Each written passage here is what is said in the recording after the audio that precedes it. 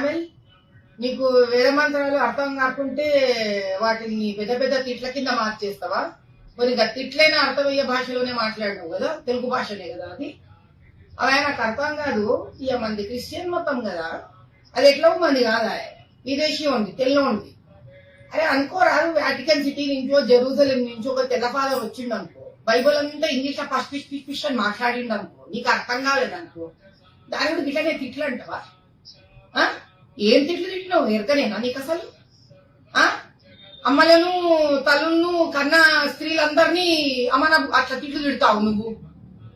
ఇప్పుడు ఊరి పొలిమేరల దేవతలు ఉంటారు, మైసమ్మ ఉంటది, పోలేరమ్మ ఉంటది, ఎల్లమ్మ ఉంటది, పోషమ్మ ఉంటది, భద్రకాళమ్మ ఉంటది, సమ్మక్క సారక్కలు ఉంటారు, జాతరలు నడుస్తుంటాయి. మరి బాపనోళ్ళని పిలిపించుకొని వాళ్ళు పూజలు చేపించుకుంటారు. ఇంకా మంత్రాలు నీకు అర్థం కాలేదంటే అవన్నీ ఇంకా అమ్మలను తిడతావా నువ్వు? ఏమని తిడుతున్నట్టు నువ్వు?